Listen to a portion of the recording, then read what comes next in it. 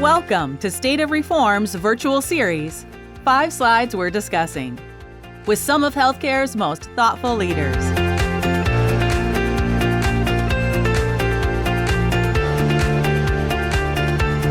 And now, the host of State of Reform, DJ Wilson. Hello and welcome to this edition of 5 Slides We're Discussing. My name is DJ Wilson, one of the hosts here at State of Reform, bringing you these conversations, some of the smart content at our site, and we're just super honored and excited to have this conversation here today, focusing on how to really address maternal health challenges through payment redesign, specifically, or rather specific to the Texas experience, but of course with lessons that will extend to other states in the United States as well. So super excited to jump into this meaty and weighty conversation. I wanted to first take care of some house cleaning items. First, you can see on your right here, the chat box. You can always jump in there and post your questions and your comments throughout the conversation here today. Questions and comments beget more questions and comments. So as you post those, other people will in time post them as well. And you can upvote those to prioritize the ones that you like the most. And I can try to weave those into our conversation. I also want to say thank you to Signify Health, which is our sponsor of this conversation. Signify focuses on building analytics, tools, infrastructure to support value-based care, working particularly with provider groups. And so we're really appreciative that they have put wind in our sails to help us have and foster this kind of conversation. Like I say, unique to Texas, but of course with applicability throughout the United States. So one last word on our format here. Of course, 5 slides we're discussing. The notion is that we've got this multimedia age in which we find ourselves. So we want to continue to have the conversations that we foster at State of Reform, but we want to use the tools of multimedia and images and design and graphics to sort of help tell that story and help engage in this conversation. So we're going to spend time on each of 5 slides. Our 3 guests today have brought a slide each. We've offered 2 additional ones. We'll go through all of them, and I'd encourage your engagement here in our audience. So without further ado, I want to turn to introduce our guests here today. And of course, the inimitable Ken Janda, who is the principal at Wild Blue Health Solutions and has worn a number of hats in Texas healthcare over the years.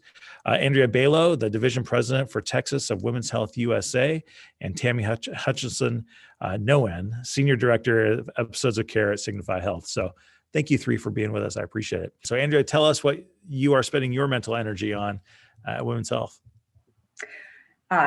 Very nice to be here today. Women's Health USA, we are a partner to OBGYN practices around the country. Out west, we are partnered with practices in Texas, Arizona, and Nevada. And we spend all of our time, honestly, trying to work with our physicians to figure out ways to improve healthcare and to concentrate heavily on the role of the physician in that process. How can we better reach our patients? How can we provide better care? What tools can we bring to the table? What can we bring to our patients to improve their experience with their physicians?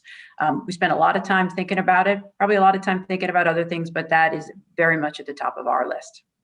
So tell us, just for folks that may not be familiar with the organization Women's Health USA, tell us about the work you do, the footprint, and who you all are. Sure. So Women's Health USA is a national company. We are a management partner to women's health practices. Our presence is largely in the Northeast, in Connecticut and Massachusetts. We are also partnered with physician practices all in the women's health space in Austin and San Antonio. We're growing out to El Paso this year as well. We are also, we've got a very large practice that we are partnered with in Phoenix, Arizona, as well as another practice in Las Vegas, Nevada. We are aligned with our partners. Our goal is to help them grow in every market and also to improve the quality of care that they're delivering to their patients. We've been in business since 1997. Our first and founding partnership was in Connecticut. That group is about 275 providers now, dotted across the state of Connecticut and up into Massachusetts, where we continue to grow. In our Western markets, our practices are roughly 80 to 120 physicians and providers in each market, and also looking to grow in those areas and bring our message of improving the quality of care and improving the lives of our physicians while allowing them to stay in private practice to as many physicians as are interested in the message. Tami, how about you at Signify? Tell us about the work that you're doing and what is commanding your attention. You bet. So Signify Health is a value-based company that spends all of its time and energy working to support the multitude of stakeholders that are involved in improving value in healthcare, in their success in improving value in healthcare. So we have many different things that we do to support providers and payers in successful adoption of value-based payment programs and a variety of value-based payment programs. We're the largest national convener for participants in the Medicare BPCIA bundled payment program. We also extend our episodes of care framework, which originated within the BPCIA Medicare program, now across all lines of business, commercial, self-insured, fully insured, and Medicaid, and provide a variety of services to enable payers and providers to successfully launch scalable programs. We also do provide community solutions and bring together community resource groups with plan members that have a need, social need that needs to be addressed. And we have a very large national workforce of physician and extended clinicians, advanced clinicians, who do a wide variety of things that revolve around following members to provide care to them where they need care, including in the home. Specifically with regard to today's conversation, I spend a great deal of my time working and thinking about how providers and employers can adopt in critical mass and in a scalable fashion episodes of care like maternity episodes to create momentum and relevance to both the payers as well as the providers in their market. And I do that a lot at the community level and happen to be doing some work with Ken along those lines right now in Texas. Good. And Ken, how about you? Tell us about the work you're doing these days. Yeah. Well, before I get to the work that I'm doing these days, part of the reason why I'm on this panel is because I was the CEO for Community Health Choice for 11 years, and we were one of the first plans to actually do episodes and bundle payments in the maternity space. And so Community Health Choice financed about 20,000 births every year, one of the largest payers of births in the Houston market. So it's a big part of the financing of our operation. But now, since I retired from that position, I am doing consulting work in the area of trying to first make sure that everybody in Texas has insurance coverage.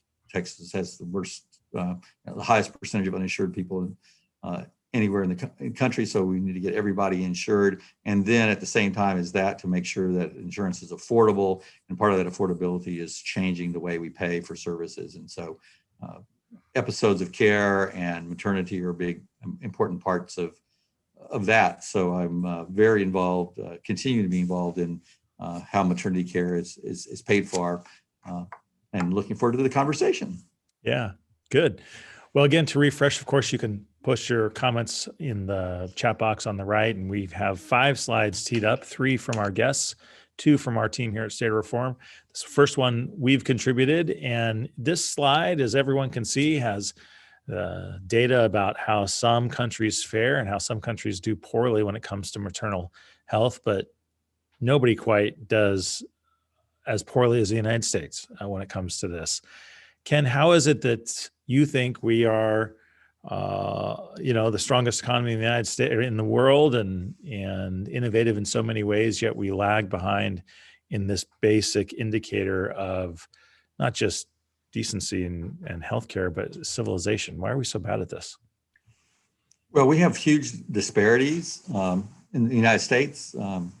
As I often unpolitically correctly say, I don't really worry about the care for rich white people in the United States, but to the extent that we don't do nearly as well with people with lower income status in terms of providing them continuity of care to services. Frankly, the browner or blacker your skin is in the United States, the worse your health outcomes are. And so when you start teasing apart those health outcomes, you do see significant variation by ethnicity, race, and income. And so that's why I spend a lot of my time focusing on low-income populations to try to reduce those disparities. So Tami, how do you, as you work on episodes of care, how do you kind of get your hands around the fact that we are doing so poorly as a country compared to other nations on this mark?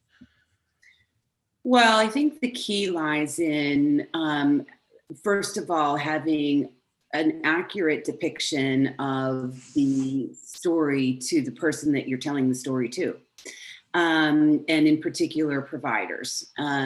So alternative payment models depend entirely on provider engagement. And so, payers can want to drive them as much as possible, but if they aren't a comfortable way for providers to improve value in care, then you have a huge barrier to overcome. And so the key, I think, to overcoming any provider reluctance about participation in an episode of care arrangement, for example, for maternity, is to provide them with a great deal of information about what their historical performance has looked like based on the episode definition, which gives them a longitudinal view and enables them to look past, the time that they spent with the patient face to face and understand exactly what happened across the entire pregnancy, whether it occurred in the facility or 60 days past the delivery event, right? And once you can provide them with that detailed information, then frankly, they know what they need to do. And so gaining that trust and arming physicians with information is the key first step. So Andrea, when your providers see data like this, how does a provider look at this performance in the United States, and what conversations does that spur among your providers? Certainly, I think it's, as Ken alluded to, it's frustrating data to see. I think that our providers are devoted to their patients and devoted to the time that they spend with them to ensure that they get the best quality care that they can deliver. But there still remains to be very poor care coordination. We don't have the care coordination. We're building it right between our physicians and the hospital systems and the payers to really figure out what is the best way to ensure that a patient gets all of the access to the care that they need in an appropriate setting, in an appropriate way. And I think the information that Terry's team provides is very helpful in our physicians seeing, all right, well, where can we influence the cost of care with our behavior? How can we change our behavior? And how can we put different technology and tools to work that our patients will accept, that then will have the result of improving both the quality and lowering the cost of care? So, the data is immeasurably useful to us because it allows us then to tailor, as we think about, how do we move our patients into a better model? How do we ensure that there is better care available to them in the right setting? That, the information that we have kind of guides us through that. Tami, I want to move to our next slide, which is your slide comparing maternal health in Texas to the national averages. Why don't you talk us through this slide here? You bet. So what you see on this slide is the result of an analysis that we did of a variety of data sets, claims data sets, specific to the state of Texas. So I thought that this would provide some insight into where the opportunity lies for using payment reform or a maternity episode of care to align incentives and, quite frankly, help practices like Andrea's to get paid for doing the things that need to be done, to coordinate the care and improve the outcomes. Because those, all of those things that she described that they're working on cost money, right, to do, and the practices need to be funded from somewhere in their ability to do that. The funding comes from what we see on this slide. So on the left, what you see are the C-section rates that we observed in 2 different commercial claims data sets for Texas, as well as a Medicaid data set for Texas.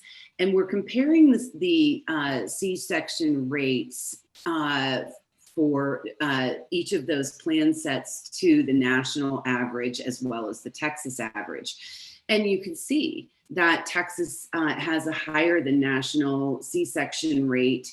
And there's quite a bit of variance when you look across the different plan types, even within their C-section rates, with even more dramatic differences when compared to the national average. Now, episodes of care can act as a unit of measure for measuring quality and also price and cost, right? And so we know when we look at maternity episodes through that lens, that C-sections cost the payer approximately 50% more than a normal vaginal delivery. And they also are an expression of poor quality if they're unnecessary. So the impact is significant, and there's lots of room for improvement in Texas. The second very significant driver of quality in maternity is prenatal care, appropriate prenatal care. And appropriate prenatal care expresses itself primarily in the level of neonatal care that the baby needs upon delivery. And so I think Ken is going to talk about how a maternity episode addresses that, but we believe it's very important to address and align the incentives by including the delivery event and the cost of the delivery event itself with the prenatal care, so that the incentive is aligned and the physician can participate in the excess funding, the savings that come about as a result of assuring appropriate prenatal care and being able to care for that baby in a lower level of NICU.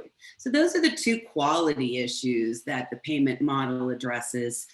The third is honestly not as much a quality issue as it's just a appropriate setting or level of care issue, but it has a significant impact on plan expenses for both Medicaid and commercial.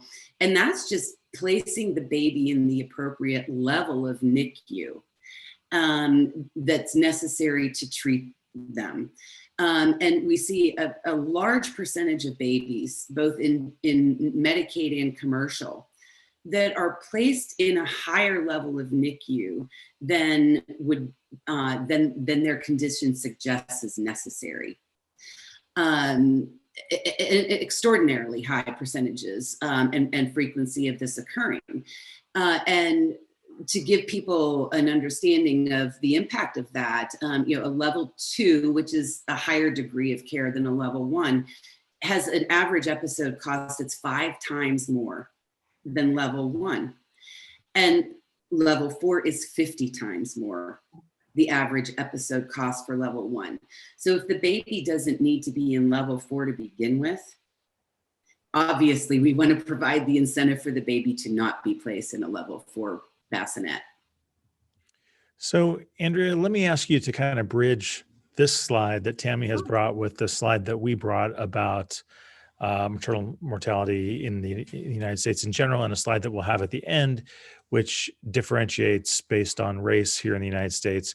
This question from Riley Anderson asks, in terms of value-based payment, how do you measure outcomes for Black, Indigenous, and people of color who are mothers, especially in instances where the patient felt her concerns weren't taken seriously? So how do you take the sort of data, the real data that Tami brings, and apply that in a setting with BIPOC and non-white communities? So I think, what we've got to do as private practitioners is be better at being more accessible to our patients and meeting our patients where they are. Recognizing the fact that healthcare can be scary for some of our patients. They may not always feel comfortable, quote unquote, bothering their doctor with an issue. They may feel more comfortable, for instance, dialing 911 and getting sent to the emergency room because it's after hours and gosh, I don't want to bother my doctor there. So, we think about bringing care closer to our patients and learning our patient population better and really evolving our model depending on who the patients are that we are serving. So, we look a lot at adding care extenders to our practice. Can we, on an after hours basis, we're working on this in several of our markets, add extended hours to our practice, not require appointments, make sure that we have care coordinators that are available to pick up the phone and talk to a patient directly. If I call and I say, boy, I feel so dehydrated. I feel like I'm going to faint, but I don't want to bother the doctor. That conversation has to evolve to, it's no bother at all. Let me see if I can get the doctor on the phone for you. And then coming back to the patient and saying, you know what, one of our extended hours locations is open. Here are 3 that are open. Which one is the closest to you? And, let me arrange an appointment. And, oh, by the way, do you have a ride? Is there someone to watch your children while you go to the doctor? Or do you need to bring them with you? Because I want to make sure that if you need to bring your children, we have one of our locations has a playroom that can accommodate your children while we're giving you that care. And then sending the patient home from there, making sure again that they have a ride. If they need to pick up a prescription, that we've arranged for that. If the prescription needs to be translated into a foreign language, that we have taken the responsibility and not the patient to contact the pharmacy and make sure, for instance, that the directions are translated into Spanish so that she can understand what she needs to do with the medication when she gets home, and that we, our care extenders, are following up to make sure that A, the prescription was filled, and B, that it was taken, so that we can address that issue and avoid a costly trip to the ER that can cost several $1,000s. And that the patient walks away feeling, boy, my doctor really cares. They understood the challenges that I have in accessing care. I no longer feel scared. I'm going to call the office anytime I don't feel well, because I got the impression from that interaction that it was no bother to them. And I thought maybe I shouldn't do that. I shouldn't make that call. And so that's, it's an education process for us with our physicians to make sure that they understand their population, and also adding staff to our organization, not just physicians, nurse practitioners, nurse midwives, care coordinators, all sorts of folks, transportation coordinators, all sorts of folks that can build out an ecosystem with our physicians that, provides and brings care to where our patients are. Some of the other things that I think about when I think about prenatal care and, some of the statistics that Terry cited, prenatal care depends on a patient going in for the care. It's not just the interaction that they have at the visit. It's making sure that they actually show up for that visit, and that we're doing proper screenings for things like, drug use, so that we're doing a drug screen, in that first 12 weeks. And if there is a positive result for something, that we've got a behavioral health specialist, a mental health specialist in our network that we can then refer the patient to ensure that they're on the proper medication, at least during their pregnancy, so that the patient has the best opportunity for a healthy outcome. Also addressing other, comorbidity risks, such as, when somebody is overweight, the risk of diabetes, gestational diabetes is very high.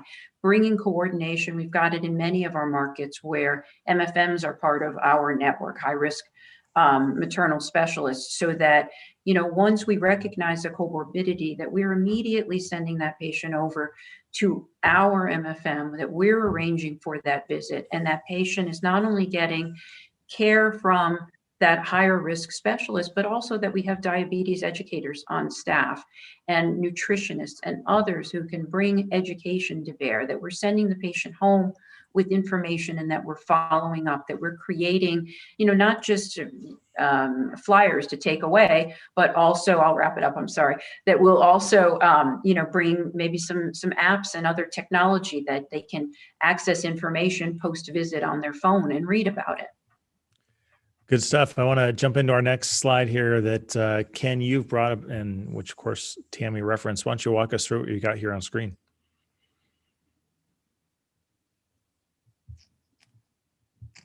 All right.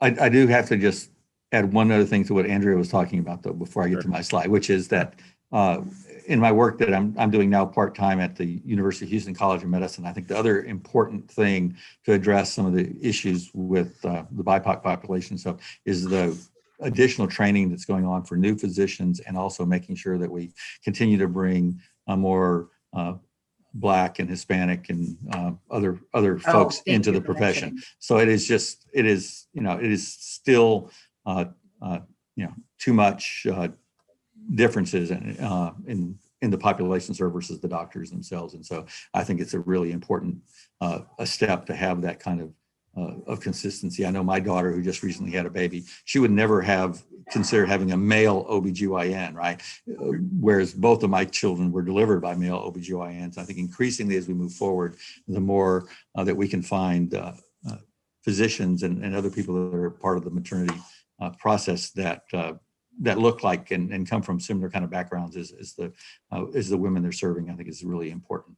So now getting to my slide, this is sort of the basic. I just wanted to make sure that everybody on the webinar today sort of knew what we were talking about when we were talking about episodes, because when we did this at Community Health Choice with two large groups, each that had more than 1,000 deliveries that we financed in their groups each year, we used a chart very similar to this to sort of say, okay, here's what we're talking about as an episode. We're talking about the prenatal period, the labor and delivery, as well as the postpartum period. And we want to look at all three aspects of that. And frankly, we want to look at services both provided to the mother as well as to the baby, because as we call it, it's the bundle of joy, right? It's not just about the mother's care, but the baby's care. And very often the opportunity for improving outcomes and reducing costs at the same time come from maybe on the baby side as opposed to just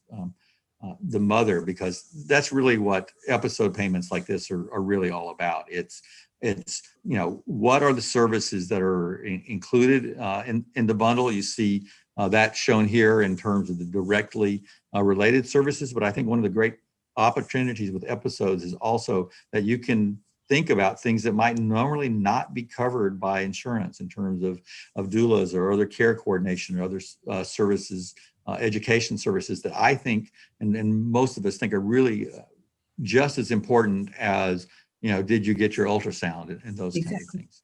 So I think that's a really important part of it. I think another really important part, and obviously it comes up in the labor and delivery, is C-sections versus routine vaginal deliveries and how much variability there is.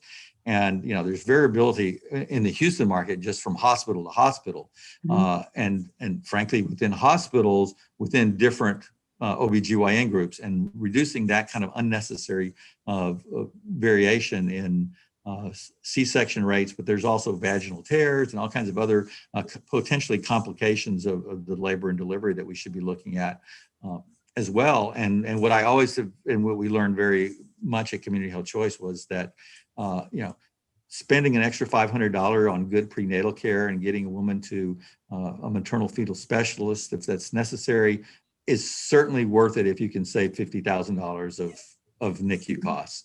And so that's why you need to look at the entire bundle. Yes, there's concerns about you don't want to put physicians unnecessarily at risk for very high cost NICU stays, but there's ways to do that within a bundle payment process so that that it provides the right incentives. And those incentives are not just about saving money, but also making sure that we're measuring quality from a number of different quality measures, as well as the patient satisfaction. I think that, in our fragmented system, we always want to be hearing from the patients too. And so that's all part of the bundle that we're tracking in terms of the quality measures, in addition to the cost. And I still believe in healthcare that quality doesn't cost more. High quality usually saves money. And so it is not a good outcome for the parents or the baby to be born prematurely.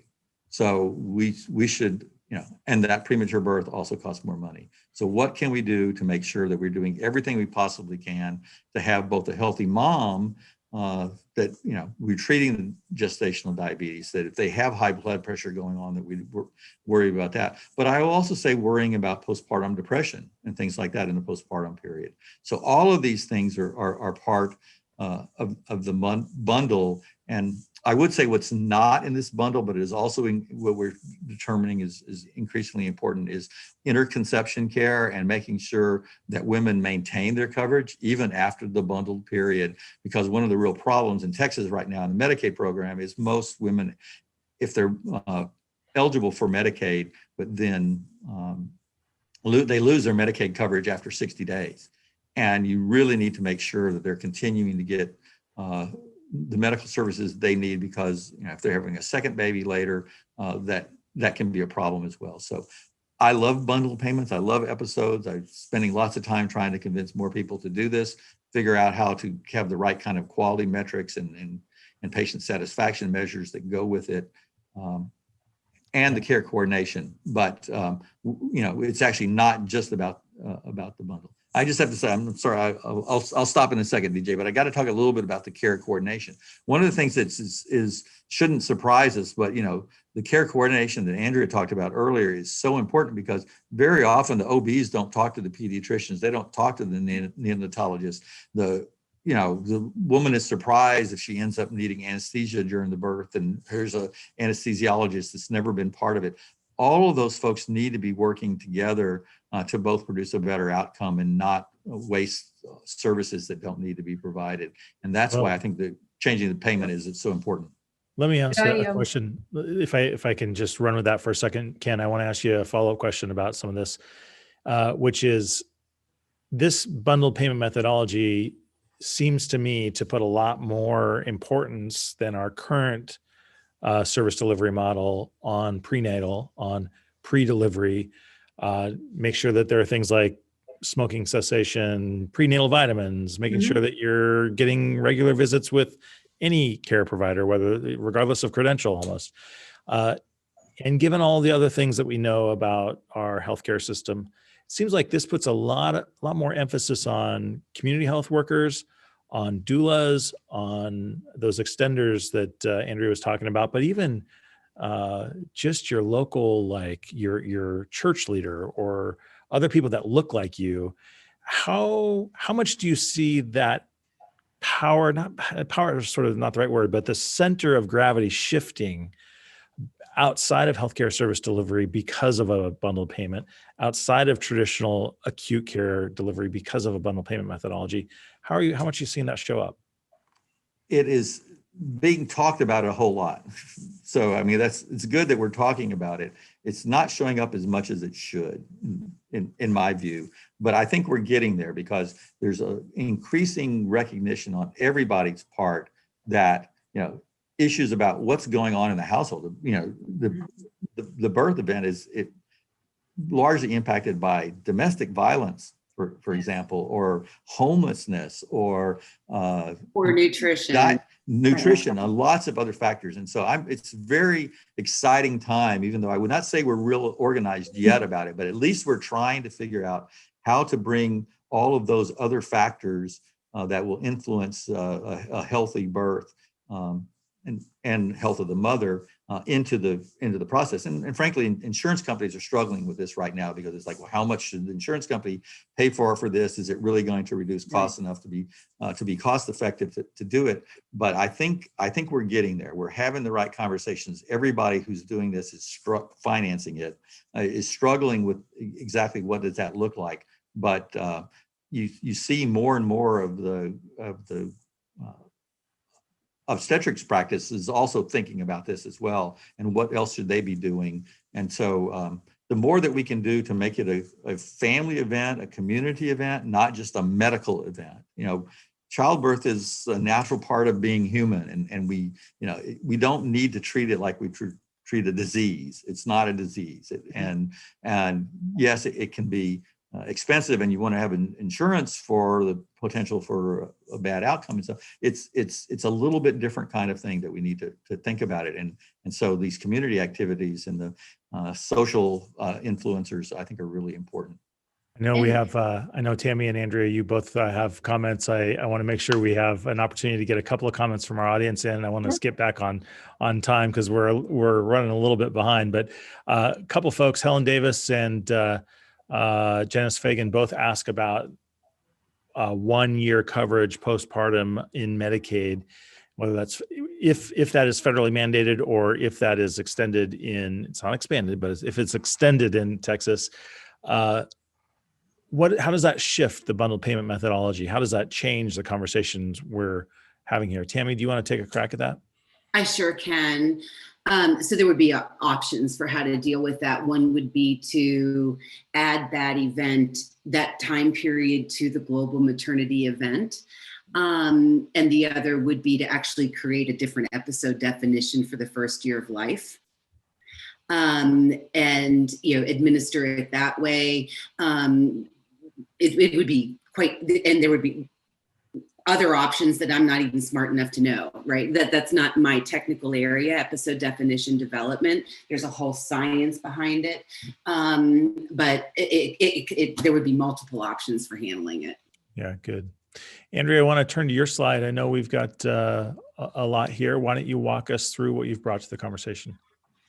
So, I think I touched on a couple of things in my earlier comments. Sorry, I lost you all for a second.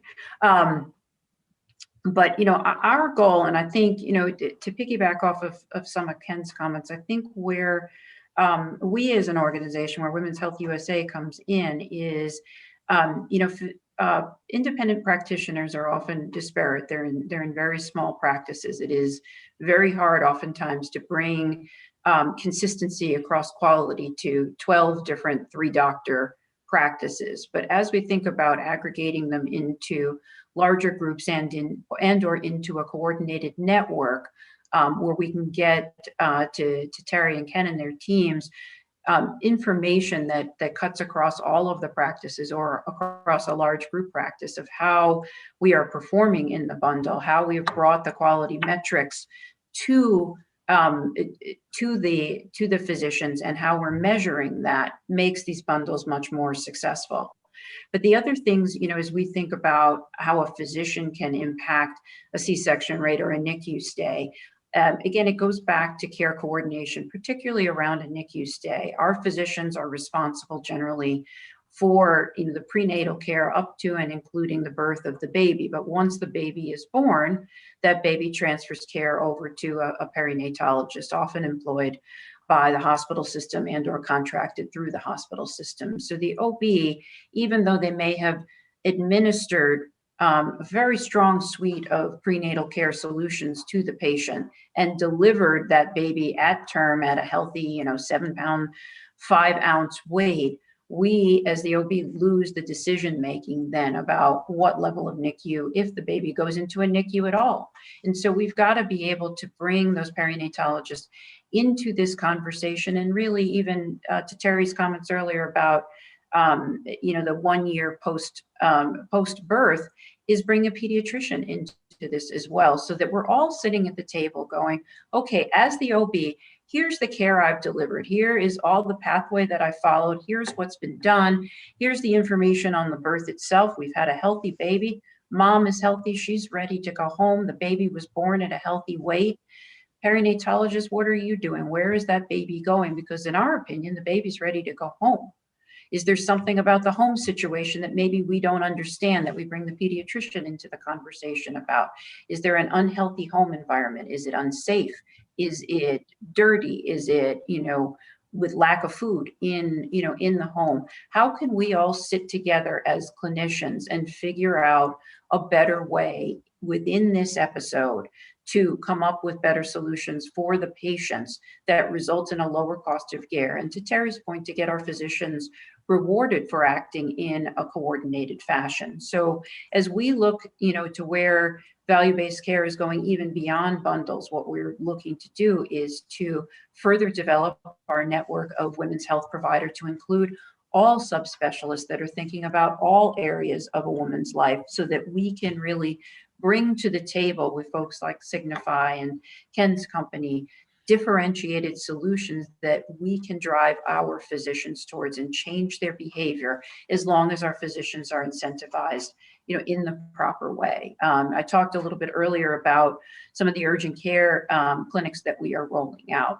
We are really trying to extend that community presence of our physicians and extend the accessibility for our patients. It shouldn't always involve, well, I've got an appointment Tuesday at 10 o'clock, so I've got to take off, an hour before to get on the bus to go over to my physician and hope that the bus comes in time to get me back to work in time and to clock in. Can we work with some employers? We're starting to talk to self-funded employers about putting women's care clinics right in their location. In Nevada, what we're talking to one of the big casinos about, having a dedicated conference room right in the casino that we can bring a nurse practitioner right on site to do a bunch of belly checks while the housekeeping staff is on their break. We've got to do these things because, prenatal care is daunting, right? You've got to, it's been a long time since I've been pregnant, but I remember going to the doctor a lot and taking a lot of time off of work to be able to get up to his office. I did have a male OBGYN as well, to get up to his office, to get my appointment, which oftentimes was just a couple of minutes because I was incredibly healthy. But it was a 2-hour endeavor. Now I had a job where I could do that. Not everybody does. So we've got to think about different ways to make care more accessible. It brings in a lot of the community stuff you were talking about, DJ. Can we send a nurse practitioner with, a community health worker over to a church on a Sunday or to a synagogue on a Saturday and, use one of their, rooms that they've got and check our moms out there? There's a variety of different ways that we can do it, but it all does cost money. It costs, money and time to figure out how to do these things, to bring the right staff in to be able to do these things. And our physicians are. You're breaking up on us there. Looks like we just lost you there, Andrea. Tami, let me ask you this question that Eliza Matusevich asks. She says, please address the Catalyst for Payment Reform's 2019 report that said 90% of value-based care payments are based on fee-for-service. I know a lot of times, maybe at the group level or the IPA level or the hospital level, there will be a value-based contract with the payer, but a lot of times providers are still paid on a fee-for-service kind of chassis. What are your thoughts to Eliza's questions? Yeah, so it's a great question. And we often refer to what's called the HCP LAN framework, the Healthcare Payment Learning and Action Network framework for value-based payment arrangements. On the lower end of the risk arrangements, where there's upside only, is where the vast majority of that 90% is being captured. It's in arrangements that are basically paying out fee for service, and then have some quality indicators associated with them that if the physicians meet or the health systems meet, there's going to be an upside incentive payout to the provider. There's very, very low adoption when we look at the national level on the commercial side, or even Medicaid. Of more advanced levels of alternative payment models like episodes of care, but that's changing rapidly. And it's being driven both on the Medicaid and the commercial side. Interesting. Yeah, I think there's, I was just going to say, so for example, it's obviously not done yet, but in Houston, you have the Women's Hospital of Texas, a very large OB hospital with several large groups there and stuff. And they're, actively thinking about going beyond just the traditional fee-for-service chassis. But it's been slower than I would like it to be, but I think it's still coming. And so but part of that is data and fear of, insurance risk, right? I mean, there's, we always talk about two different kinds of risk in these arrangements. There's sort of the prevalence risk of which percentage of the people may have a premature birth, those kinds of things, versus the medical management risk. And the medical management risk, which is very appropriate for medical providers to take, is what we're really trying to focus on in these episodes, and saying, okay, if you're worried about these few outlier cases or something, that sort of insurance risk, we can figure out a way to take that off the table. But still, you've got to get to the point where you're not just talking right now about reducing C-section rates, or how can we make sure that the hospital in a bundle payment isn't billing for a level 3 nursery when they actually should be billing for a level 2. I mean, we're still kind of at that level, but I think ultimately there's good opportunities to do real bundle payments where it's like, here's how much you get, boom, here's $20,000. Yeah. Go do it. I think, my hope is that as groups like ours lean in, like we're leaning in with Jerry's organization in Connecticut, as we lean into this and we are able to demonstrate to our peers around the country that these models work, that the physicians can be properly incentivized, that, we can then bring this across the country. We can bring other physicians into our network, and we can act as providers, as the evangelists for these models, and demystify it. And I think it's it's like the old Breck commercial. I'm sorry, go ahead, DJ. No, that's okay. I just I want to jump in to make sure we have time for our last slide, but I never want to miss an opportunity to highlight a good Breck commercial. So yeah. No, but it's like the old Breck commercial, right? They told two friends, and so on and so on. And that's what we as Women's Health USA with our partners are committed to doing. And we'd love, Ken, to get all the way to capitated risk, honestly.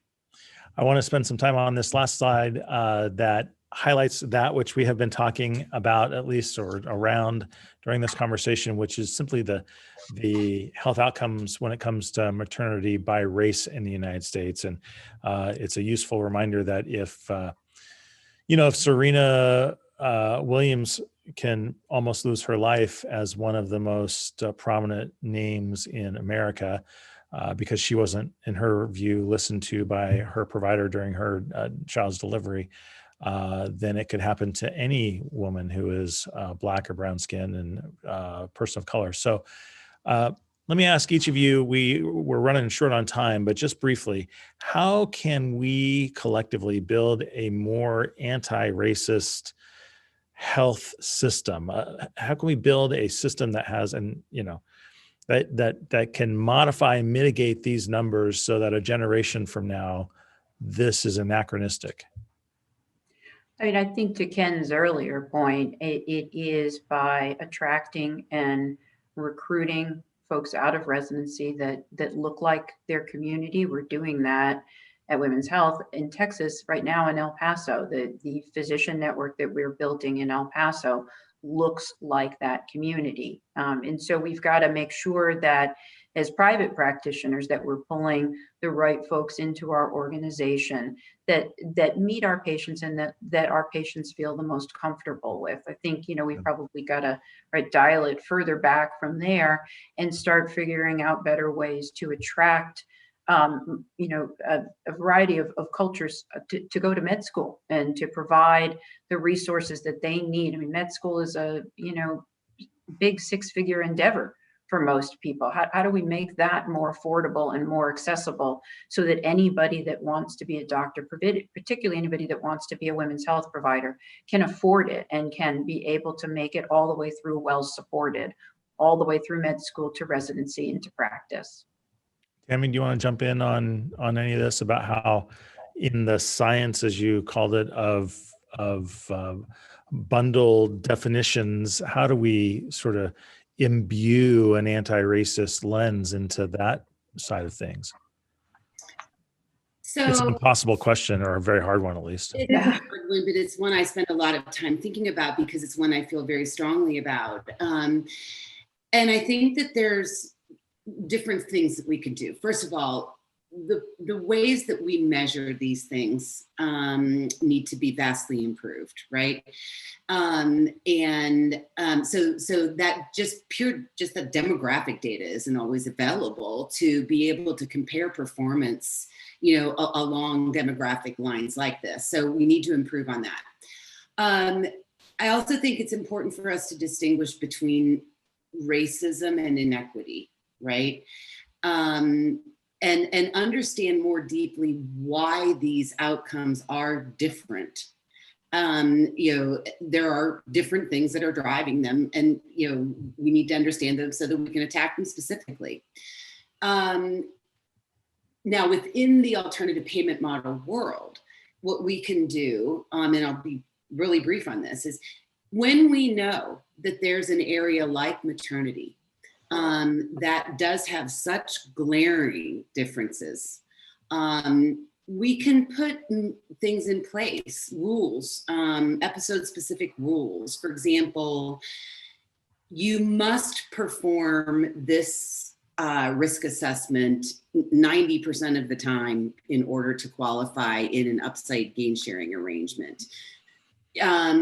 Things along those lines where we know we have an identified at-risk population, and use the rules to start building better equity.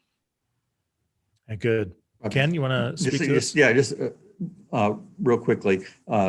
First, in addition to, as Andrea talked about in terms of training and getting doctors of different ethnic backgrounds and stuff into the practice, there's also a lot of work that's being done to better educate existing white physicians that have a practice of people of different ethnic and racial backgrounds, to understand that there's been these implicit biases and things, and to just be awareness, I think, is the first important thing. The second thing that I would say is that even though Black outcomes are worse at every income level, the Serena Williams level to on the Medicaid side, the variation in payment amounts, I think, actually impacts this too. And we have to have an honest conversation about the fact that we underpay so often in the Medicaid space, and that how you develop a bundle in the Medicaid space where 50% of the births in Texas are occurring, is a very different dollar amount than it is in the employer space. And so, feeling like you're getting paid less means you should spend less time. Those kinds of things impacts this model. The third and last thing I just want to say to everyone who's not looked at this a whole lot, don't be deceived by the very low Hispanic rate here. There's this Hispanic paradox of young, healthy Hispanic women coming in and delivering babies and having very good outcomes, but the Hispanic birth outcomes for people who, as they hear longer and longer, starts looking more like white outcomes, and then keeps going up from there. And so I do think we should not be fooled by that number. It's not just a Black and Asian problem. It's a problem across the spectrum there. And it's not just income based either. So we're going to have to leave it at that. I appreciate those closing comments. Ken Janda of Wild Blue Health Solutions, Tami Hutchison, no N, Senior Director of Episodes of Care at Signify Health, and of course, Andrea Balogh with the Texas Director of Women's Health USA. Thank you guys all for being with us and doing this. And for you watching, I appreciate your participation with us here. We will post this video at State of Reform. You can come back and watch it. To your question, it wasn't Helen, but someone else asked about the slides. We'll make sure the slides are available for you, so you can get those at our site at stateofreform.com. Thanks, everyone. Thank you.